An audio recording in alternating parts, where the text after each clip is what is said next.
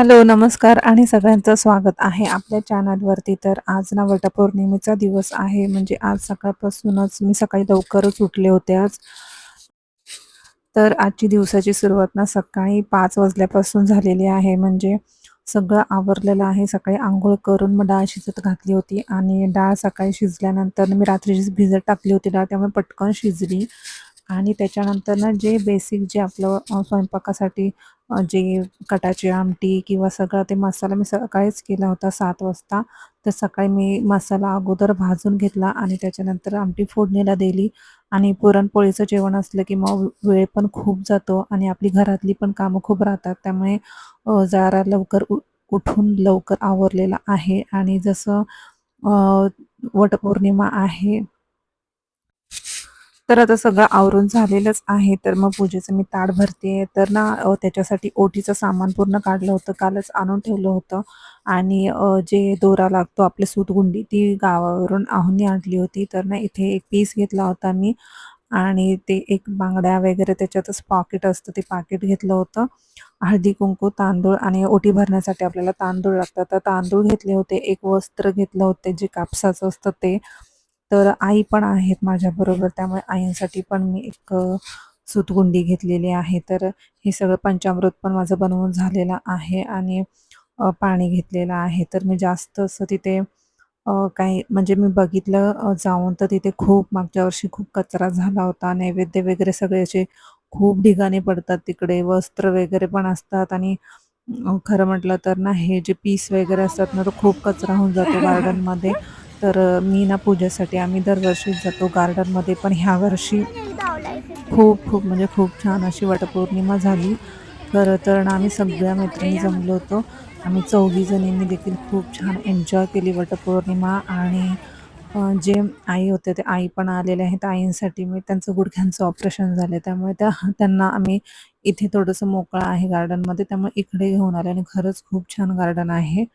तर यावर्षीची पूजा ना एकदम मस्त छान अशी झाली ना, खरंच म्हणजे ना असं बसून वगैरे व्यवस्थित ओटी वगैरे पण भरता आली. आणि अशी खरं पूजा करता येत नाही, कारण बघताय तुम्ही मागे खूप जण नंबरसाठी लागलेले आहेत. पण खूप निवांत झाली पूजा आणि व्यवस्थित करता आलं. नाही तर घाई गडबडीमध्ये काही काही करता येत नाही, खूप गडबड होऊन जाते.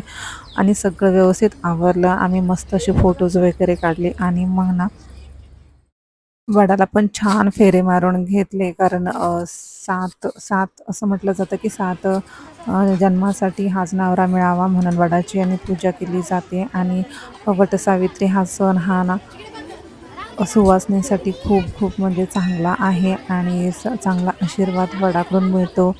आणि खरं तर ना वडाचं झाड हे खूप खूप मोठ्या प्रमाणात ऑक्सिजन देतं. त्यामुळं हा सण खरं म्हटलं तर ना हा वडाची पूजा करण्यासाठी आहे. हा एक खूप म्हणजे खूप छान सोहळा आहे. आणि या सोहळ्यामध्ये खरंच सगळ्या महिला वगैरे ज्या असतात ते एकमेकांचं म्हणजे कोण आहेत ते असं बघत नाहीत. प्रत्येकाची एकमेकी ओटी भरतात आणि आम्ही पण जाऊन प्रत्येकाची ओटी भरली.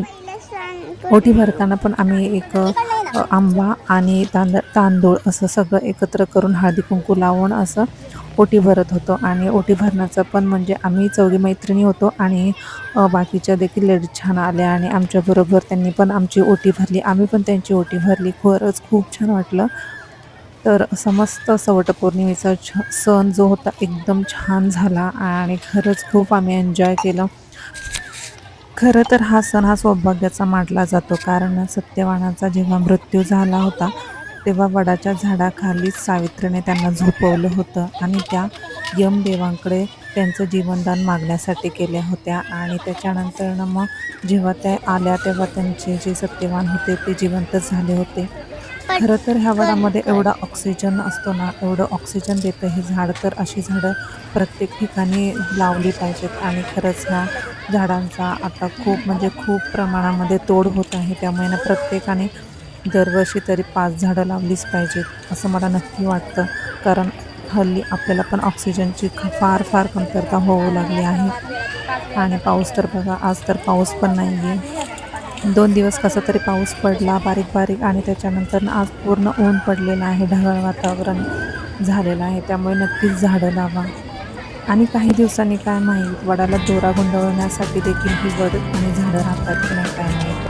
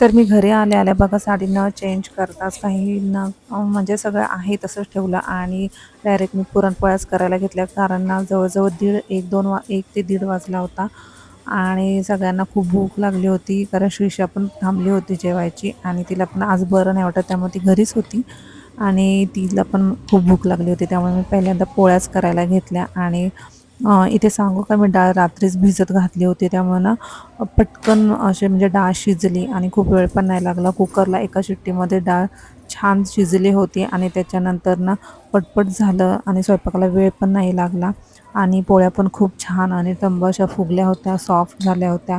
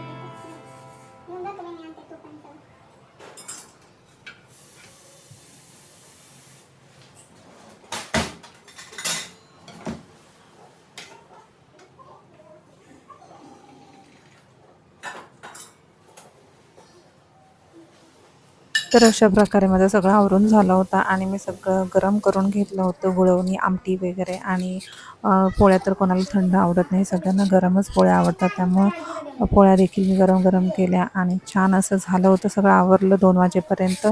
तर आजचा हा व्लॉग कसा वाटला तुम्हाला नक्की मला कमेंटमध्ये सांगा आणि चला तर भेटूया नेक्स्ट व्हिडिओमध्ये. तोपर्यंत बाय बाय.